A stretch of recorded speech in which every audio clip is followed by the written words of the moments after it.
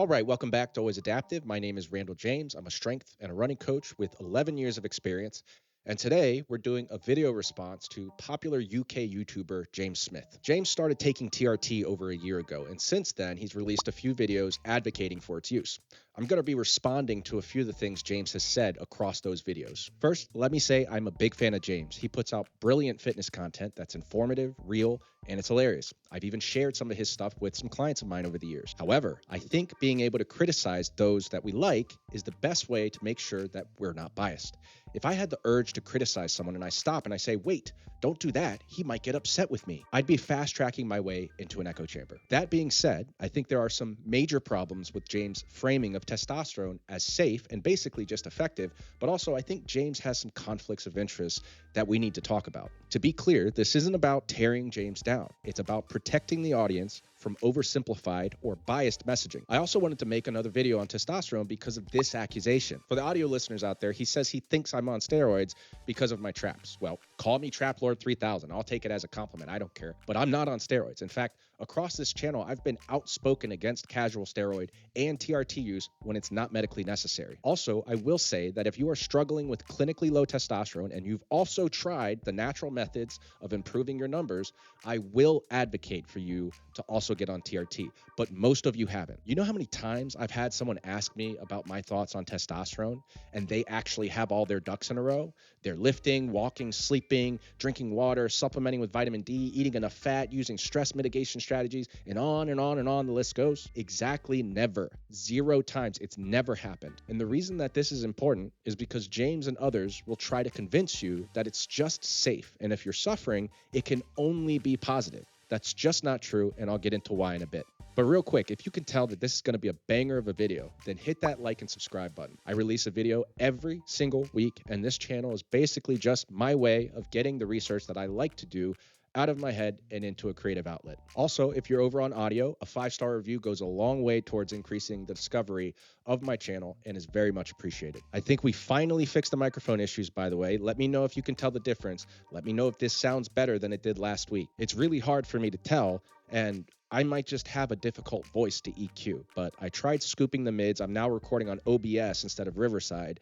I was kind of stuck to Riverside for a while because I was doing interviews, and so that was just an easy solution for interviews. But now that I've decided I'm not doing interviews anymore, I don't need to use that anymore. So we're just doing OBS from here on out. Lastly, this is not medical advice. Consult with your doctor if you are thinking about getting on TRT. But anyways, with all of that out of the way, on to the video. So first, I want to focus on the conflict of interest point. By starting here, it makes the rest of James' commentary make sense. He's biased, and if he can convince you that TRT is totally safe while at the same time providing you a resource to get you on it, the company he's supporting stands to make a lot of money. So anytime you read a study, it's very important to try and find out who funded the study. Similarly, when an influencer is promoting a product, all of a sudden, it's important to know what sort of connection said influencer has to that product. Now, I'm going to lay it out for you and be completely honest. The mission to some of my content moving forward is going to be empowering men to make the decision to get a blood test. I do not get paid or any commission to do so. I don't get paid to mention Manual, and as an investor, I only benefit if Manual do well. And Manual only do well if they help men with low testosterone that want treatment. So in this first clip, James says that some of his content moving forward is going to be geared towards empowering men to get a blood test. He says, I do not get paid or any commission to do so. I don't get paid to mention Manual, and as an investor, I only get paid if Manual does well. If you're not familiar, Manual is a company that James has partnered with that specializes in men's health services. We don't know the exact size of James' stake. Private companies don't disclose that. But when someone openly brands themselves as a shareholder and makes it a part of their public persona, it usually isn't just some token investment. The language suggests it's meaningful enough to influence his reputation and finances. Even if it were a small stake, the incentives are the same. Any growth in Manual's customer base and valuation benefits him directly. So he says, I don't get paid or any commission to do so. I only get paid if Manual do well. Don't slip in that only like it's not a big deal. You're still getting paid then, James, aren't you? Isn't that still a massive conflict of interest? You have a massive platform, and to even just mention them once or twice on your channel has the power to substantially change their valuation. This is not the case like many other offers that I've had across the years of, hey James, we'll give you 10K if you can promote our business. It's not it. Look, just because you've turned down certain kinds of offers doesn't mean your current different situation isn't still sketchy and hugely profitable. You could, in a lot of circumstances, say that James stands to make way more money being an investor than he would just taking some promotional money to talk about a product in a video. Promotional money dries up quick. He could have a campaign for a flat fee of $10,000, let's say, but after that, it's done. The money stops. Being an investor, though, James now has equity in that company. As a shareholder, every time Manual signs new customers, raises funding, or grows its valuation, James' stake becomes more valuable. For example, if Manual is valued at $50 million, which it is currently, estimates from Deal Room have it sitting at $154 to $231 million. His equity, even if just 2 to 3%, could be worth millions, way more than a one-off ad deal. I'd say that's more than enough incentive to cherry-pick data and present a solution as perfectly safe, right? Why would you show a study that shows an increase in non-calcified plaque?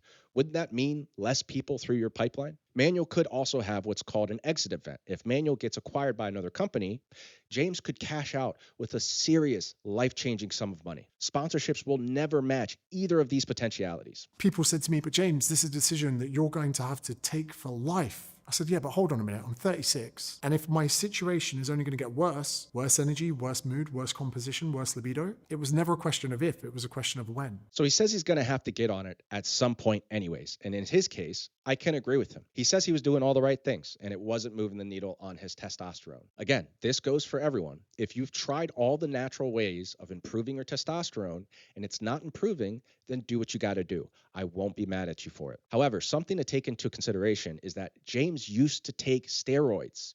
So it's his own stupid decisions that have made it hard for him to move the needle on his testosterone. Most people definitely can move the needle. I mean, check this out.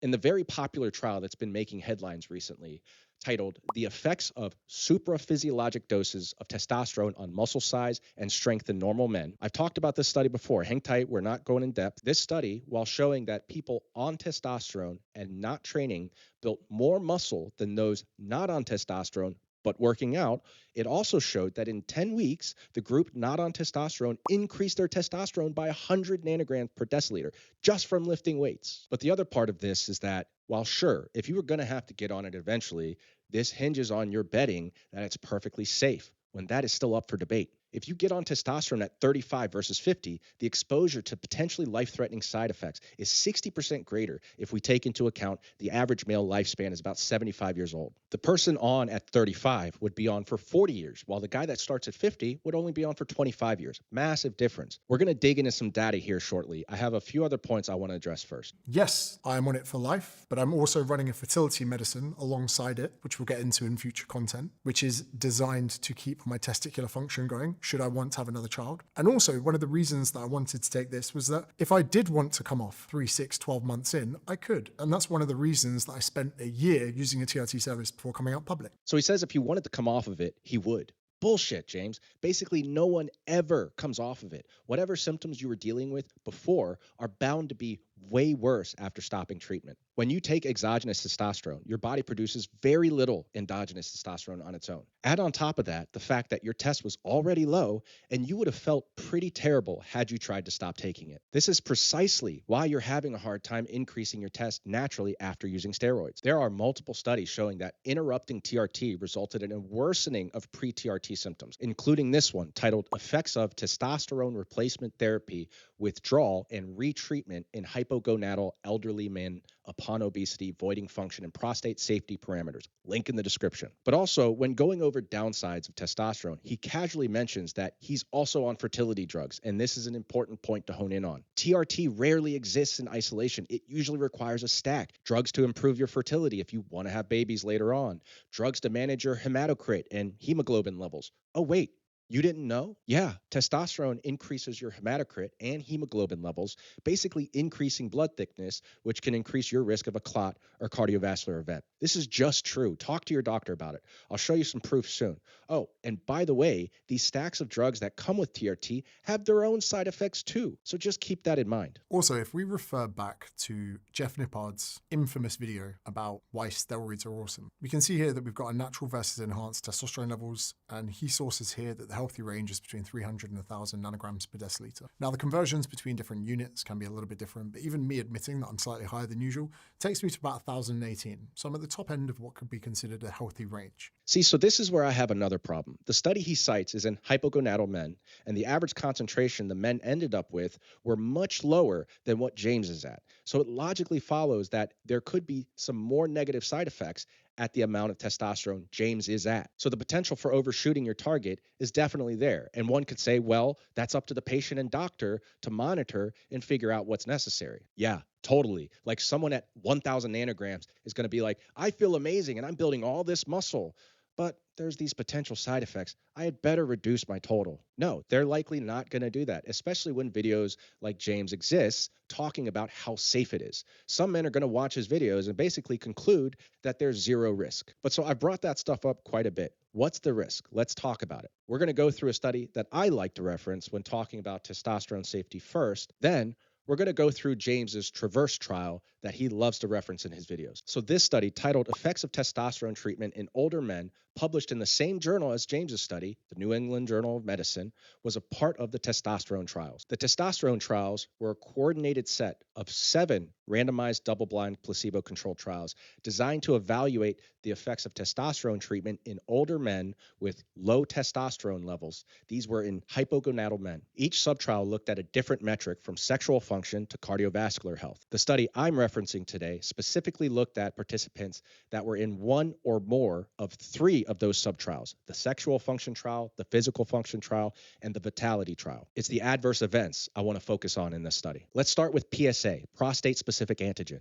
PSA can rise for a number of reasons: prostate cancer, inflammation, or even infection. In this study, 23 of the men in the testosterone group had their PSA jump by at least 1 nanogram per milliliter, and in the placebo group, only 8. That's almost 3 times as many. So how big of a jump is 1 nanogram per milliliter in PSA? According to the AUA, a velocity of around 0.27 nanograms is considered enough to trigger closer monitoring or further testing. In many studies, rises of 0.75 nanograms a year are viewed as especially concerning. The jump of 1 nanogram per milliliter that we saw in the TRT group is well above those thresholds. So while a single jump isn't proof of cancer, it's big enough to demand follow-up and evaluation. And this is important because one of the common talking points is that testosterone has no negative effect on the prostate, but these numbers say otherwise. Clearly, there's an effect that has to be acknowledged. Now let's move on to hemoglobin and hematocrit. This one is not up for debate. Testosterone consistently raises both hemoglobin and hematocrit by stimulating your bone marrow to pump out more red blood cells. It's so well known that if you go on TRT, this becomes a mandatory part of your monitoring with your doctor. Every responsible physician will talk to you about blood thickening and the cardiovascular risk that comes with it. How do you deal with it? The first step is flat out adjusting your testosterone dose. Higher doses mean more red blood cell production. Some men donate blood regularly to keep their levels in check.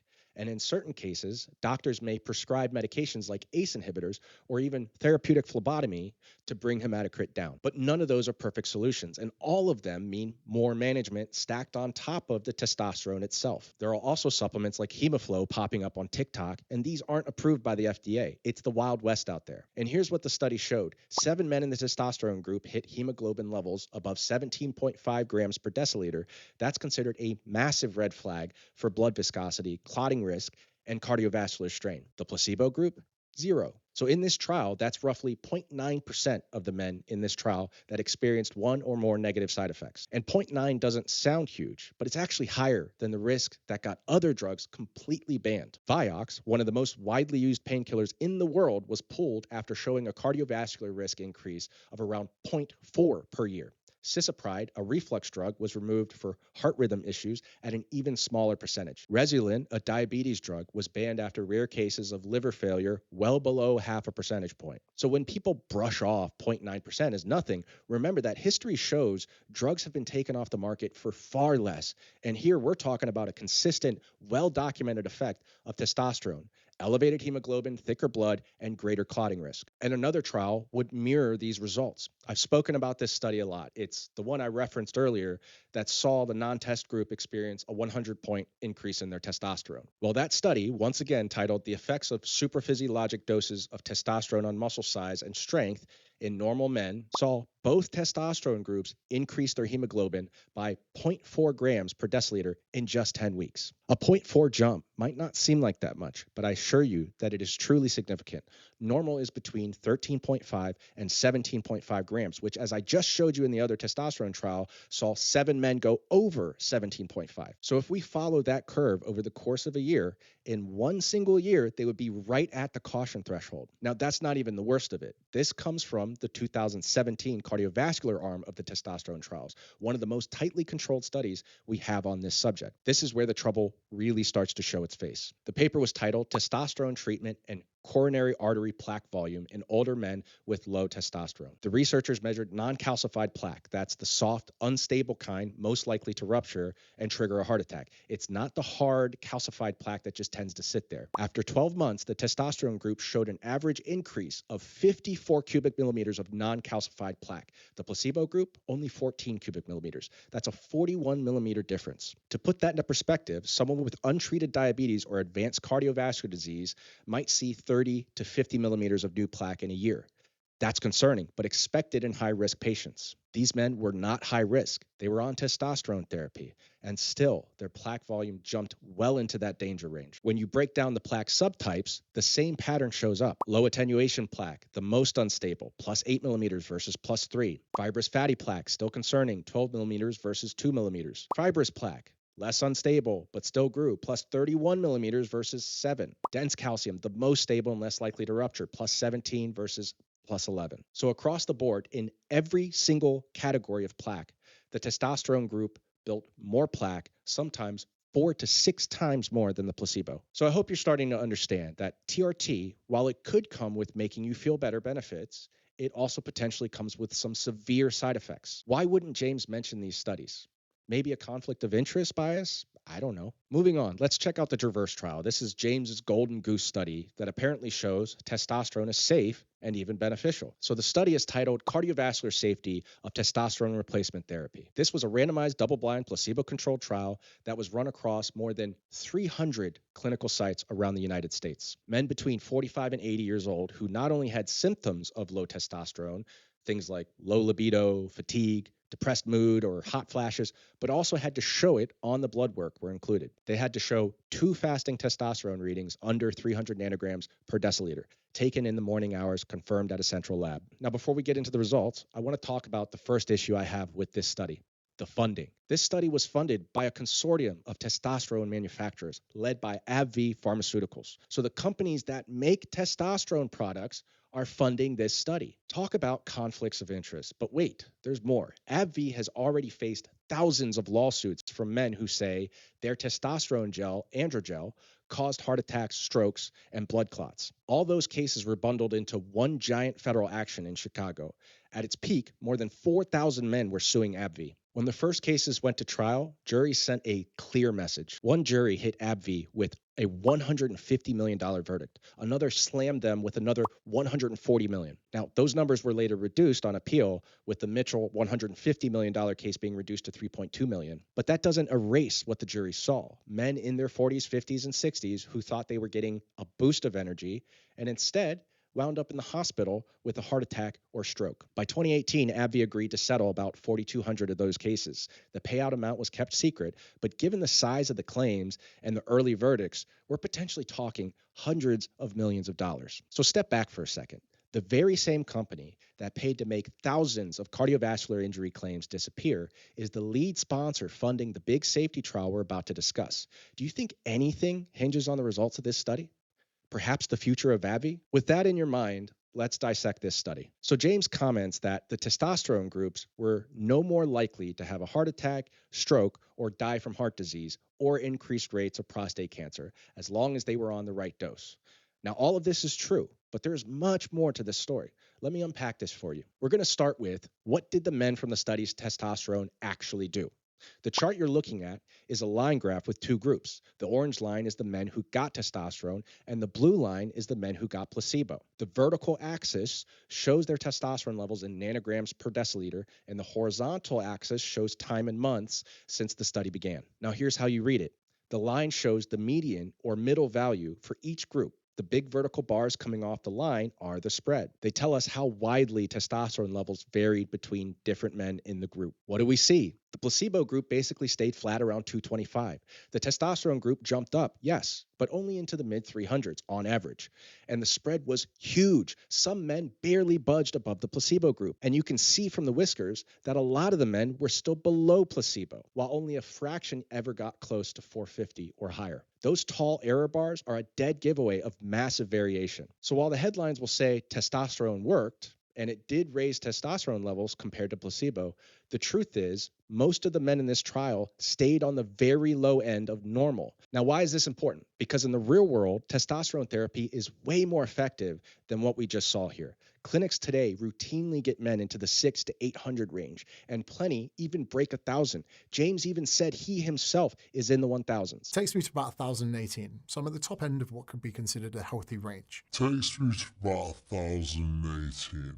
But in this trial, most men barely got into the mid 300s. And when you remember this study was funded by AbbVie, the same company that settled thousands of lawsuits from men claiming heart attacks and strokes on their gels, it looks like they set the dosing up to keep numbers low. Safe on paper, less explosive in the data, and a lot easier to spin as reassuring. Now, obviously, I can't actually prove that. It's just a theory of mine, but it's certainly a red flag in my opinion. Another thing to consider is that if a man's testosterone rose higher than 750 nanograms, they were essentially kicked out of the treatment. By cutting them off, the trial prevented long-term observation of high-dose exposure. This kept the trial artificially safe by design. Remember, who funded this study, people? Now, this wasn't the point of the study, I know, but there are large swaths of people that say testosterone is totally safe at most doses. I'm in a Facebook group called Gym Rants with 1.2 million people in it. People are constantly talking about TRT and steroids in that group. They defend it with such vitriol and anger anytime I bring up studies mentioning risks like the study I cited earlier. There's such a massive resistance to it. James also cited the prostate-specific arm of the study in one of his videos titled Prostate Safety Events During Testosterone Replacement Therapy in Men with Hypogonadism, a Randomized Clinical Trial. I'll be quick on this one, I promise. So when you read a study, it's extremely important to not just read the author's conclusion.